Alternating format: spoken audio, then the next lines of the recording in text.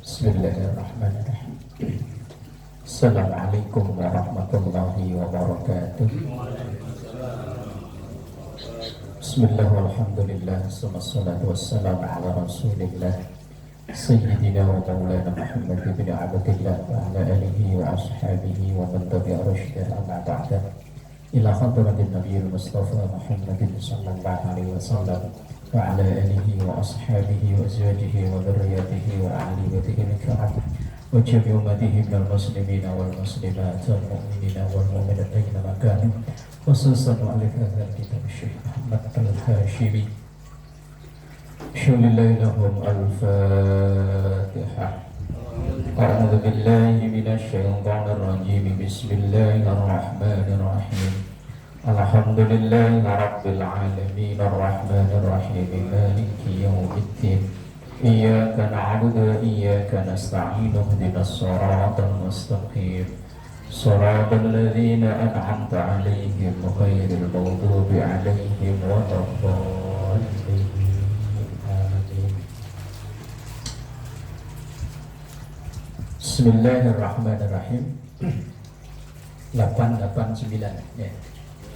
Kulu at-tamra ala riqi fa innahu yaqtulu ad-duda. Benar baca? Iya. Bismillahirrahmanirrahim. Kulu, ini bentuk perintah fi'il amar. Kulu, makanlah. Berarti disuruh makan. Enggak disuruh minum, nyuruhnya makan. Kulu, makanlah kalian semua at-tamra. Tamar itu kurma.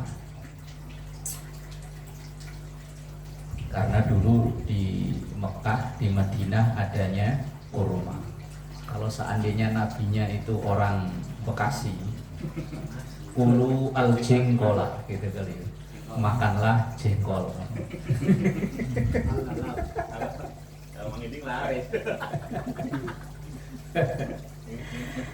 Alariki, kemudian kunyah, makannya dikunyah, jangan ditelan.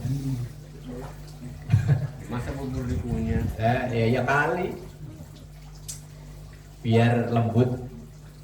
Saya pernah baca itu Rasulullah kalau mengunyah itu dalam hitungan kurang lebih 33. Kalau kita mau 2 kali kunyah langsung telan ya. Jangan dikunyah, kelamaan. Makanya pencernaan kita sering terganggu karena dipaksa giling sesuatu yang masih kasar. Yang seharusnya itu tugasnya gigi, giginya udah nggak mau kunyah kelamaan, langsung rep 2 kali kunyah telkep. Apalagi kalau pas lapar banget ya. Lapar banget, makanannya lauknya cocok. Nggak ada kunyah-kunyah. Kulu at-tamara ala riqi, makanlah kurma dengan dikunyah. Fa innahu, karena sesungguhnya tamar itu yaqtulu, bisa membunuh ad-duda, cacing. Cacing yang parasit tentunya. Cacing yang menyebabkan penyakit dalam tubuh kita itu bisa dibunuh dengan kurma. Makanya yang sering kena cacingan itu kan anak-anak ya. Sekarang udah ada sari kurma apa ya. Ya kalau anak-anak suruh makan kurma, ini jarang yang mau karena akan langsung ya. Makanya diakal-akalin dijadiin sari kurma itu. Bismillahirrahmanirrahim. Kullu syarabin askara fa huwa haramun. Kullu syarabin, setiap minuman askara yang berpotensi memabukkan, fahuwa haramun, maka hukumnya haram. Haram kan? Biar alasan buat jamu, buat apa, pokoknya kalau itu minuman yang mau berpotensi memabukkan, hukumnya haram. Tahrimul qalili wal katsiri mimma askara. Askara fahuwa haram. Jinsuhu wa in qalla wa lam yuskir. Setiap minuman yang memabukkan, mau banyak, mau sedikit, mau pas minum itu mabuk atau enggak, pokoknya tetap hukumnya haram.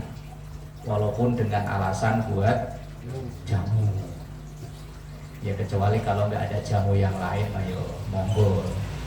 Nah, jamu yang lain kan banyak ya.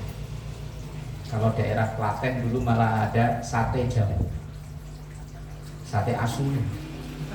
Sate asu tulisannya sate jamu. Di tenda-tenda biru, kalau di sini kayak pecel lele Lamongan gitu. Nah itu di daerah Klaten, cerita teman-teman yang di sono biasa, yang jualan dia pakai jilbab rapi, sate jamu. Asli itu sate asu. Kalau yang nggak tahu, jamu dikira jamu kan. Nah, tulisannya sate jamu, tapi ya nggak ada gambarnya kepala anjing, nggak ada. Kalau agak mau terus terang ya, sate anjing gitu. Nah, ya kalau lele, pecel lele, ayam kan ada gambarnya. Yang sate jamu itu nggak ada gambar. Kalau saya kan pengen tahu nih, San. Pengen tahu nih sate jamu kayak apa nih. Asu. Ini yang lagi viral lagi, ini ayam goreng apa yang di Solo yang Oh terkenal iya, itu. minyak babi. Ternyata haram. Akhirnya dituntut apa gimana, mas nggak tahu lah. Wallahu a'lam bishawab. Babi itu. Setiap minuman yang memabukkan itu hukumnya haram, kecuali karena hukum fikih itu kan selalu koma. Kecuali bagi orang yang memang nggak ada minuman lain, adanya itu. Kalau nggak minum dia bisa mati, ya wes minum. Tapi yo asal yang penting pokoknya bisa memulihkan tenaga. Ya begitu diminum enak, lanjutin nambah lagi, wah itu yang kelanjutannya itu yang haram. Bismillahirrahmanirrahim. Jadi hadis yang nomor 890, setiap minuman yang berpotensi membuat mabuk itu hukumnya haram. Minuman loh ya, bukan cairan. Kalau thinner cairan, terus ya cairan. Tapi kan bukan minuman. Ikan cairan, minuman. Ini kalau ini kadang kan beralasan kalau buat jamu ya sami mawon, mau buat jamu mau buat apa, kalau diminum ya haram. Yang bermasalah itu kan begini. Kalau dulu saya itu sering, ini saya ingat tukang jamu yang gendut gede tinggi nih, Faisal. Nah itu saya pernah melihat langsung orang pada minum itu yang jenggotan ya. Orang Wahabi berarti ya. Lah siapa dulu yang bencong itu yang minum itu. Lah saya lihat nyuci gelasnya itu cuma dimasukin ember yang ada plastik. Piuk, habis itu langsung di apa ditengkurukin gitu. Wah, itu kan tidak bisa mensucikan. Kalau membersihkan mungkin iya, tapi tidak mensucikan. Lah kalau tidak mensucikan, gelas yang bekas untuk naruh minuman yang haram, karena minuman yang haram itu kan dihukumi najis.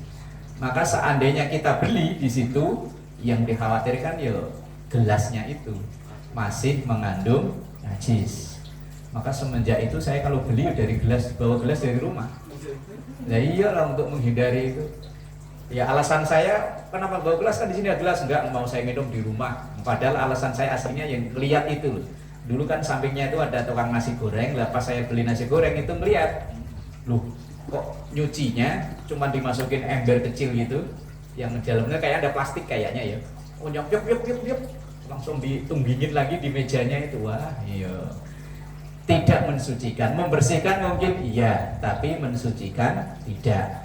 Karena mungkin jamu yang kita beli itu kan halal, tapi kan gelasnya bekas terpakai untuk minuman yang haram. Nah kalau itu tidak disucikan atau dibersihkan dengan yang memenuhi syarat suci, maka gelas itu terhukumi najis. Nah kalau benda suci dicampur dengan benda yang najis, maka semuanya berubah menjadi najis atau mutanat najis. Kalau kaidah fikih itu mengatakan idza istama'al halal wal haram ghullibal haram. Kalau barang halal bercampur dengan barang haram, bercampur yang tidak bisa dipisah lagi kayak begini, bisa kita campurin, maka semuanya menjadi haram. Walaupun yang halal porsinya lebih banyak daripada yang haram. Yang halal ini 11, yang haram cuma 3 tetes umpama, tetap semuanya menjadi haram. Umpama ini kopi, terus dikasih racun tikus 3 tetes, kok masih berani minum? Ya, enggak berani, haram. Bismillahirrahmanirrahim. 891. Kullukum, setiap kalian itu ra'in. Ra'in itu dari kata asli penggembala, tukang angon. Tapi ra'in di sini dimaknai pemimpin. Nah, orang angon kan mimpin yang diangon. Wa kullukum, dan setiap kalian mas'ulun akan dimintai pertanggungjawaban an ra'iyatihi, dari yang dipimpinnya. Ra'iyah, kalau bahasa kita rakyat, bahasa Arabnya ra'iyah. Kalau ada kaidah fikih itu tasarruful imam manutun birra'iyah, manutun maslahah birra'iyah, bagaimana kok lupa. Ra'iyah bahasa Arabnya, bahasa kitanya rakyat. Ya, ternyata mungkin ya disadur dari bahasa Arab itu ya. Wa kullukum, dan setiap kalian mas'ulun akan dimintai pertanggungjawaban an ra'iyatihi, dari rakyatnya, dari yang dipimpinnya. Fal imamu, dan seorang pemimpin, imam itu kan pemimpin ya. Ra'in, dia adalah pemimpin, tukang angon tadi. Wa huwa mas'ulun an ra'iyatihi, dan dia akan ditanyai tentang rakyatnya, tentang yang dipimpinnya itu. Wa rajulu, dan seorang suami, ra'in, dia memimpin fi ahlihi, dalam keluarganya, anak dan istrinya. Maka wa huwa mas'ulun an ra'iyatihi, maka dia akan dimintai tanggung jawab dari anak dan istrinya. Sampai sebatas mana tanggung jawabnya? Ya, setelah kita sudah menunaikan kewajiban kita, maka udah selesai tanggung jawabnya. Urusan nanti udah masing-masing. Misalnya istri kita sholatnya masih nggak terurus, kita cuek aja, kita ikut nanggung dosanya. Anak-anak kita yang sudah cukup umur, tidak kita ajarkan sholat, tidak kita perintahkan sholat, ya kita ikut nanggung dosanya. Tapi kalau kita udah nasehatin, udah ajarin, udah selesai tugas sudah. Kayak Nabiullah Nuh, kewajibannya kan ngajak, ya bunayya irkam ma'ana, nak ayo masuk ke kapal. Itu kalau Nabi Nuh dulu. Kalau kita ya nak sekolah, nak ngaji, nak sholat, tanggung jawab kita kan itu. Nah, kalau sudah nyuruh, udah macam-macam, ternyata anak sudah dewasa, udah bertanggung jawab dengan sendirinya, dia tidak mau, selesai tugas kita, udah lepas kita. Tapi kalau kita cuek-cuekan aja, bodoh amat lah. Yang penting udah saya suruh ngaji, udah saya suruh sekolah, di rumah memboh lah. Oh, ya kita yang dosa. Karena ada hadis itu kan, muru auladakum bis sholati wa hum abna'u sab'in. Perintahkan anak-anakmu untuk sholat ketika anak itu udah usia 7 tahun. Wadribuhum, dan boleh dengan sedikit keras, boleh memukul ketika dia wahum abna'u asyrin, kalau dia udah umur 10 tahun. Itu murni masih mutlak tanggung jawab kita. Nanti kalau dia sudah mukallaf, udah dewasa, kita udah nasihatin, kalau dia udah nggak mau misalnya, ya wis, selesai tanggung jawab kita. Udah lepas tanggung jawab kita. Wal mar'atu, dan seorang istri ra'iyatun, dia pemimpin fi baiti zaujiha, di rumah suaminya.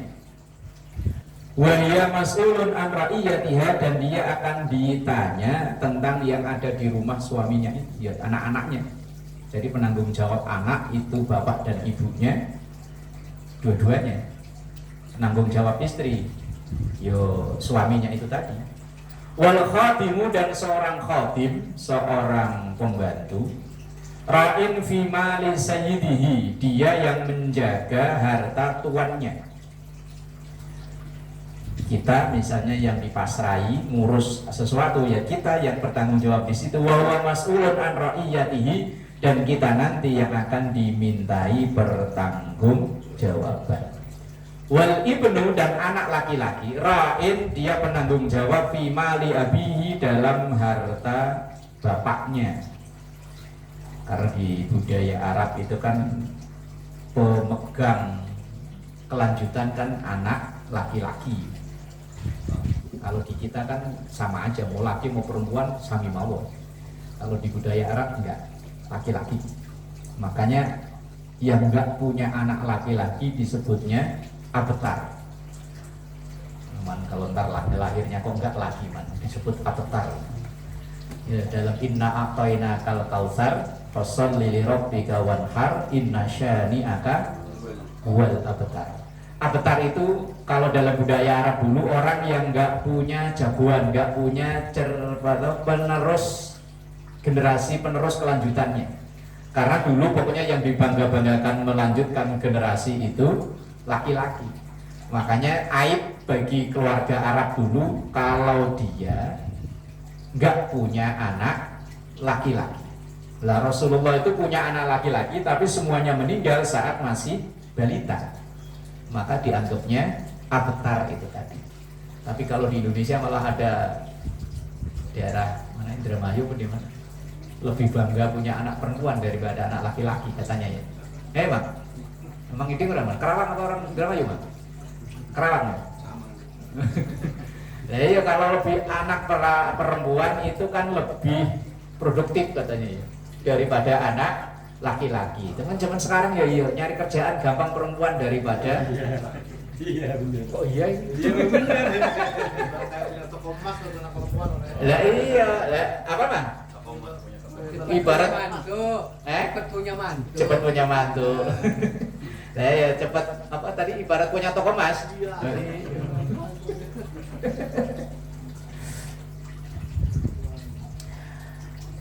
Wa huwa mas'ulun an ra'iyatihi wa kullukum ra'in wa kullukum mas'ulun an ra'iyatihi. Ini hadis bahasanya selalu diulang-ulang, ini menunjukkan betapa setiap kita itu punya tanggung jawab. Seorang suami ya punya tanggung jawab, seorang pemimpin punya tanggung jawab, seorang anak ya menanggung jawab terhadap orang tuanya nanti. Muttafaqun alaihi. Ani bin Umar dari sahabat Abdullah bin Umar. Bismillahirrahmanirrahim. Kullu ummati, setiap umatku mu'afan, terampuni atau diampuni, illal mujahirin, bukan muhajirin loh ya, mujahirin, mujair. Setiap umatku itu dosanya diampuni, illal mujahirin, kecuali orang yang justru apa itu cerita-cerita dengan dosanya kok. Misalnya nih malamnya habis, iya. Misalnya malam waktu dia main perempuan, gak ada yang tahu aslinya, tapi begitu pulang pagi-pagi nongkrong malah cerita-cerita. Nah, itu namanya mujahir, itu begitu loh. Aslinya dosanya, aibnya dia, itu nggak ada yang tahu aslinya, wong dia berbuatnya nggak di sini. Sono di mana? Jauh lah.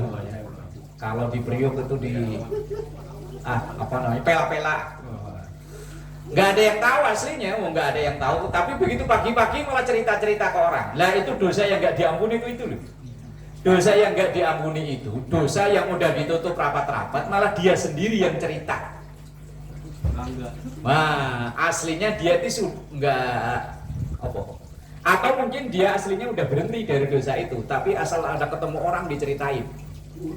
Wah, gitu loh, dulu saya. Kalau ada orang mabuk baru minum segini mabuk, dia cerita, cemen. Saya dulu tuh sebotol gede, wah, sekrat. Wah, cuman gini doang, cuman bilang-bilang puyang-puyang dikit. Nah, itu namanya mujahir, itu begitu tuh. Nah, aslinya dia udah berhenti, cuman ia malah menceritakan dosanya di masa lalu yang aslinya orang udah pada nggak tahu. Akhirnya pada tahu lah, itu malah dosa yang potensi tidak diampuni, malah dosa yang begitu tuh.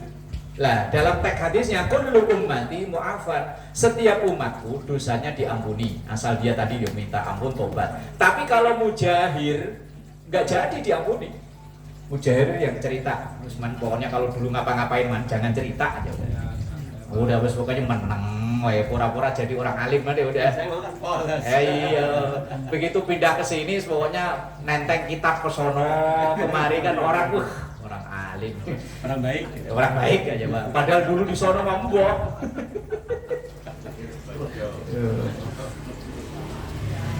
Itu hadisnya ya tadi. Kullu ummati mu'afan illal mujahirin. Setiap umatku dosanya diampuni illal mujahirin, kecuali orang yang cerita-cerita dengan dosanya. Bahasanya apa itu cerita-cerita dengan dosanya? Ya itulah. Wa inna minal majanati, dan sesungguhnya minal majaneh, dari kegilaan, ayya'malar rajulu billail amalan, seseorang melakukan dosa di waktu malam, tsumma yusbiha wa qad satarahullah, kemudian sampai pagi dosanya itu masih ditutupi oleh Allah. Artinya ia melakukan dosa dan dosanya itu nggak diketahui oleh orang lain. Tapi kalau fayaqulu ya fulan amiltul barihah kada wa kada, tapi dia cerita ke orang-orang, amiltul barihah, semalam saya berbuat kada wa kada, begini dan begini. Aslinya dia dosanya itu nggak ada yang tahu, malah cerita-cerita, wah semalam saya dapat orangnya baik banget. Lah ya namanya orang dagang ya baik. Wah orangnya baik, nggak kayak bini di rumah ngomel-ngomel dulu. Aslinya dia lah berbuat gitu, nggak ada yang tahu, wong jauh, nggak ada temen, nggak ada tetangga, yang dia sendirian, malah cerita-cerita ke orang. Lah itu disebut majana. Majana itu kegilaan. Waqad bata yasturuhu rabbuhu, dan waqad bata, dan sungguh dia bermalam, yasturuhu rabbuhu, Allah itu masih menutup dosanya. Wa yusbihu, dan pagi hari, yakshifu sitarallahi anhu, dia sendiri yang membuka aibnya itu. Udah bagus dosanya itu ditutup, nggak ada yang tahu, malah dia cerita-cerita, bahaya. Apalagi cerita ke anak, tambah bahaya lagi. Bahaya ya, pokoknya biar kita dulunya kayak apa, cerita ke anak yang baik-baik aja udah. Nah, kalau paling anak-anak loh kan bapak aja gitu, bahaya. Ntar kalau kita nasihatin malah bapak lu begitu. Makanya man, wes mau ngapain deh anak diceritain yang saya bapak mau ngaji dulu neng. Jangan diceritain yang itu jangan. Bapak anak musola. Anak musola, primus lah pokoknya. Primus masalahnya ada dua pilihan, pria musola atau pria muka setan. Lah iya primus, pria musola atau pria muka setan. Intinya pokoknya kalau kita di masa lalu punya dosa aib, jangan dicerita-ceritakan, apalagi sampai detil ceritanya. Ntar kalau kita ketemu orang, ternyata apalagi kemudian jadi tokoh masyarakat, langsung dialahin sama orang,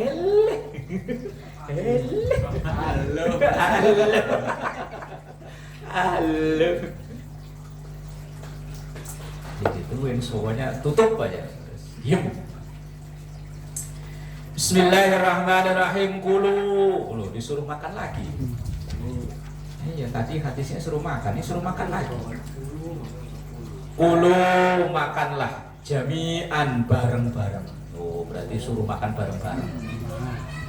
Makan jami'an berjamaah alias makan bareng-bareng. Asal Sabtu Minggu mau keliling, ada aja yang nawarin makan bareng ya Mbak ya? Iya. Asal menjelang jam-jam 11 muter aja, ada aja yang nawarin. Loh itu ternyata perintah Nabi ya? Iya makanya. Kulu makanlah jami'an bareng-bareng. Wala tafarraqu, dan jangan sendiri-sendiri. Nyuruhnya Rasul itu suruh makannya bareng-bareng. Dan memang Nabiullah Ibrahim itu beliau nggak akan makan sebelum ada orang yang diajak makan. Terus pokoknya kalau makan itu nunggu ada temennya makan. Kalau kita kalau perlu malah ngumpet ya. Terus nyuruhnya Rasulullah kalau makan bareng-bareng. Fa innal barakata, karena sesungguhnya keberkahan itu ma'al jamaah, datangnya di bareng-bareng itu, makan bareng-bareng. Makanya santri NU itu hidupnya berkah ya. yasinan mangan, tahlilan mangan, arisan mangan, ngumpul-ngumpul mangan. Wis mangan ora mangan, yo ngumpul ora ngumpul mangan. Berkah. Bismillahirrahmanirrahim. Kullun muyassarun lima khuliqalahu. Nah ini. Kullun, setiap sesuatu itu muyassarun, dimudahkan, lima khuliqalahu. Lewat kan? Ulul dunubi ini Ulul dunubi. Ulul dunubi. Iya, lewat. Ulul dunubi mah nanti sesudahnya itu. Iya, ada. Berarti enggak ada. Ada. Kullu dzunubi itu 595. Coba lihat Pak Ji. Masa loncat Pak Ji? Mati lewat. Oh iya. Wah, kitabnya yang kurang nih Pak Ji. Ulang satu hadis. Itu yang apa? Yang sambal hijau Pak Ji? Iya, itu. Yang hijau. Berarti yang lorek-lorek ada ya? Oh. Eman mah nggak tahu ada apa nggak tahu deh pokoknya.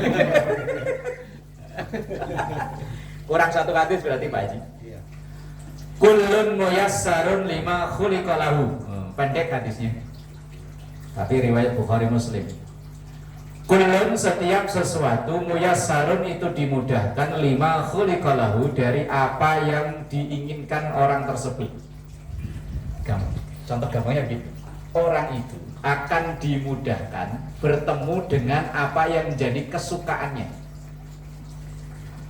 Kita ini di VMI ini kan pendatang semua nih, tapi akan bertemu dengan yang kita hobi.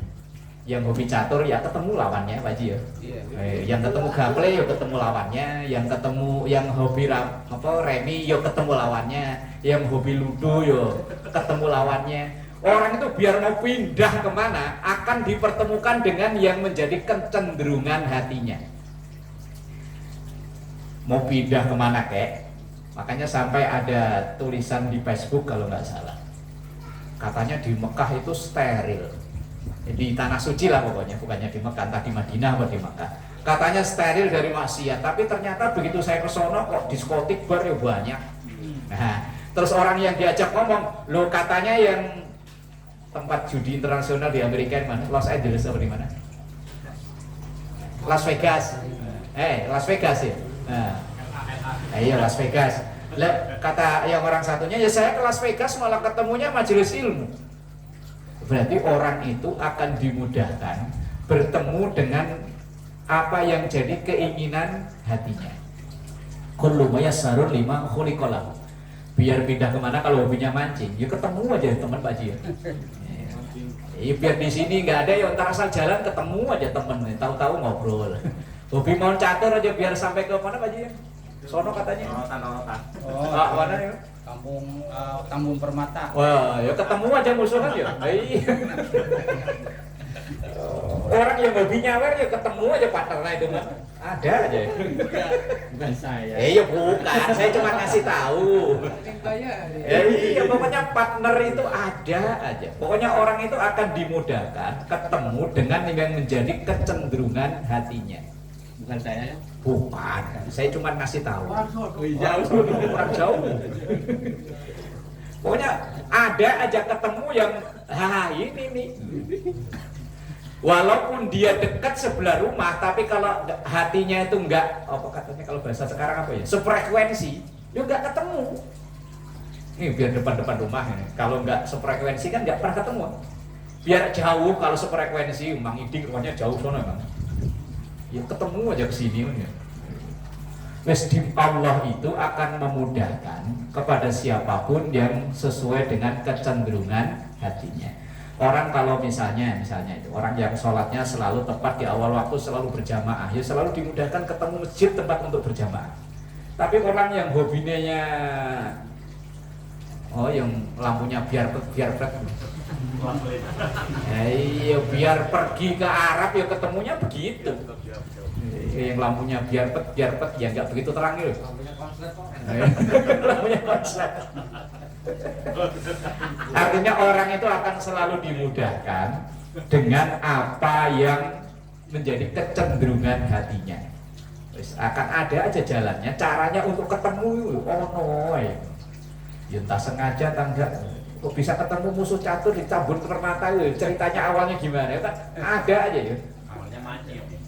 Mancing. Lah ya Ada, itu ada saudara dari ini sih, saudara saya jauh. lah iya, ada aja caranya kan ya. Yang bengkel itu, yang bengkel motor, kan dekat masjid gede itu kan ada bengkel motor sebelahnya. Nah, iya, pokoknya ada aja caranya. Begitu lagi malu juga lah, ya macam apa gue buang Ayo, hadisnya malah di kitabnya nggak ada Pak Ji. Di sini ada. Hadisnya pendek, kullun muyassarun lima khuliqa lahu. Bener nggak ada sini jadi nggak tahu. Bismillahirrahmanirrahim. Kullu dzunubi, setiap dosa. Dzunub itu jamak dari kata dzanbun. Dzanbun satu dosa. Kalau dzunub banyak dosa. Fa innaka ghafirudz dzambil azimi. Dzanbin satu dosa. Kalau dzunub macam-macam dosa. Yubakhirullahu ta'ala, siksanya ditunda oleh Allah masya'a minha, sesuai dengan yang kehendak Allah, ila yaumil qiyamati, sampai datangnya hari kiamat. Illa, kecuali, berarti ada dosa yang siksanya cash. Uququl walidain, durhaka terhadap orang tua. Semua dosa itu azabnya nunggu sampai nanti kiamat. Tapi kalau durhaka sama orang tua, cash, hari itu berbuat, pokoknya nggak lama langsung dapat balasannya. Berarti sebaliknya, birrul walidain pahalanya yo cash, baik sama orang tua yo cepet pokoknya balasannya. Fa innallaha, maka sesungguhnya Allah Ta'ala yu'ajjiluhu, menyegerakannya, li sahibihi, bagi orang yang durhaka kepada orang tua, fil hayati dunya, ketika hidup di dunia, qoblal mamati, sebelum dia mati. Kalau di dulu hadis-hadis yang awal, waktu awal-awal ngaji kitab ini di nomor belasan lah, itu dua, isnani yu'ajjilahumullahu fid dunya, ada dua dosa yang siksanya disegerakan, yaitu al-baghyu, zina, wa uququl walidain, dan durhaka kepada kedua orang tua. Tapi kalau hadis ini cuma disebut satu, hanya durhaka sama orang tua. Kalau cerita yang terkenal kan Alkoma. Kalau di Indonesia ya apa yang dikutuk jadi batu, Malin Kondang. Padahal cerita aslinya banyak banget ya. Kalau melihat di TV, ada yang minta duit gak dikasih, maknya dibacok. Ada yang rumahnya dibakar. Yes, cash, siksanya cash itu langsung tak ke polisi ya. Orang yang nyanyain orang tuanya ya azabnya cash, hidupnya akan morat marit gak karuan. Dia pinter kayak apa, sundul langit pinternya. Ini saya dapat cerita langsung pelakunya sendiri. Dia itu terkenal pinter dulu. Nah, kalau sekarang orangnya udah gak ada, tapi beliau cerita sendiri dan pesen sama saya, pokoknya orang tua biar ngomong apa jangan dilawan. Ini saksi pelakunya saya sendiri. Dia cerita, dia itu dulu ngajar di pesantren, ngajar di madrasah, memang terkenal pintar. Bahkan saya bisa ngaji ilmu nahwu itu dari beliau. Terkenal ilmu nahwu fa'ala, yang ilmu sharaf fa'ala yaqulu fa'lan itu dari beliau. Yang ilmu nahwu mubtada khobar dari beliau. Cuma dia antara nasihat beliau kalau habis ngaji gini, ngobrol gini, pokoknya jangan berani sama orang tua. Saya ini pelaku langsung. Dulu waktu sekolah, asal maknya nasihatin, itu dia bantah, mak tahu apa sih? Kadang anaknya gitu ya, mak tahu apa sih? Ini kan urusan anak sekarang, mak ini. Dia tuh dulu sering ngomongin maknya begitu. Begitu dia rumah tangga, ngajar di pesantren, baru sebentar keluar. Akhirnya hidupnya belangsak jadi kuli. Ya kayak orang-orang yang nggak pernah sekolah, nggak pernah nyantri. Sampai akhirnya malah rumah tangganya yo nggak karuan, anak-anaknya nggak karuan. Nah, di saat beliau sakit itu karena beliau guru saya, kan saya nengokin, begitu nengokin beliau cerita. Tadi pokoknya jangan sampai kayak saya. Gara-gara saya itu sering nentang emak, jadinya begini. Namanya udah nggak ada. Emaknya udah nggak ada saat itu, Pak. Dia pun udah hampir seumuran bapak saya.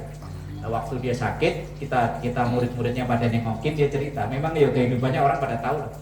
Blangsak lah orang sini bilang, blangsak sebelangsak-blangsaknya. Padahal dulu terkenal dari keluarga orang kaya.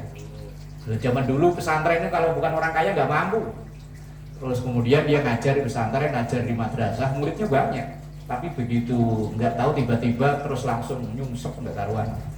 Ya gara-gara dia cerita sendiri, gara-gara dia inget-inget dosa yang dilakukan sama dia, yang belum sempat minta maaf mamanya udah nggak ada sampai meninggal, yo berani sama emaknya. Bener hadis ini bahwa semua dosa itu azabnya ditangguhkan kecuali durhaka sama orang tua. Durhaka sama orang tua azabnya disegerakan saat dia masih hidup sebelum mati.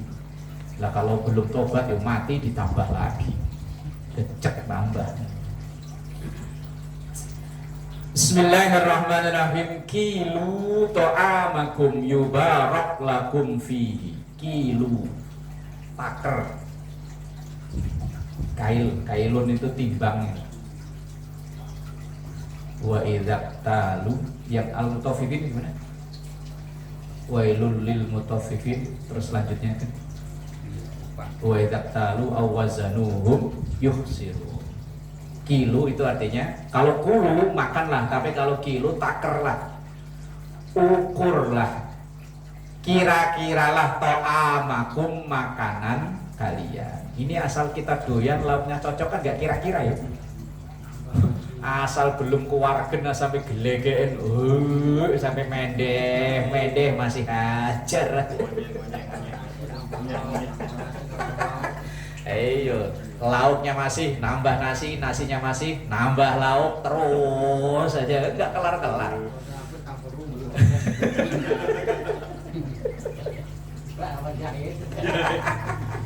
Aduh, nasinya masih nambah sayur, sayurnya masih nambah nasi, terus aja nggak diukur.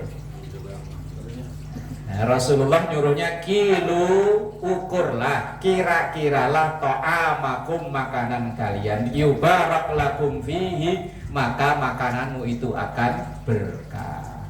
Lah kalau makanan nggak dikira-kira, wargen ini bahasa Sundanya apa Pak? Kemplekaran mas Jowo. Kamangkaraan sama. Kamangkaraan. Kamangkaraan. Kalau Betawi apa Pak? Kamangkaraan. Pokoknya kekenyangan loh. Apa nggak bisa ngapain lo nyender aja.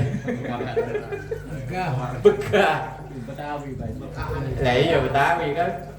Betawi kamangkaraan sih. Iya. Betawi kamangkaraan.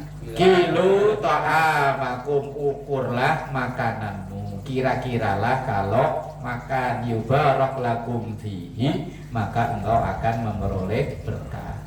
Doa makan itu kan yubarik lana ya. Iya. Allah ya Allah berikanlah keberkahan kepada kami. Allahumma barik lana. Allahumma ya Allah berikanlah keberkahan lana kepada kami fima rozaqtana, di dalam apa yang engkau rizkikan kepada kami. Lah itu doa minta berkah. Lah caranya memperoleh berkah, makanannya dikira-kira. Wis seumur kita kan paling tahu badan kita ya. Kalau udah makan segini, mau bikin Indomie asal Indomie 1, telur 2 ya wes lah ya. Ini asal begitu pulang lembur ya Pak Eko ya. Kelaparan langsung mie 2, telur 2. Tambah nasi. Tambah kerupuk, tambah lah wes enggak ukur-ukur itu. Keplekar. Ayo. Rasulullah telarang itu. Kalau habis itu ya malas ngapa-ngapain ayo. Lah keberkahan itu kan, bukti makanan berkah itu kan kalau habis makan kita jadi bersemangat beraktivitas dulu. itu bukti berkah. Lah kalau habis makan kok malah mau sholat duhur malah belum jadi, malah tidur. Begitu tidur banyak perut kenyang, bangun-bangun jam 6. Repot ini. Rasulullah nyuruh makan itu diukur. Bahkan tahu hadis apa bukan ya? Beliau kalau makan itu sepertiga untuk makanan, sepertiga untuk air, sepertiga untuk udara. Kalau kita mah kalau perlu yuk makanan semua isinya ya. Sampai padat itu. Sampai kemplekeran yang tadi lah. Bismillahirrahmanirrahim. Kun fid dunya ka'annaka gharibun aw abiru sabilin wallahu a'lam bissawab.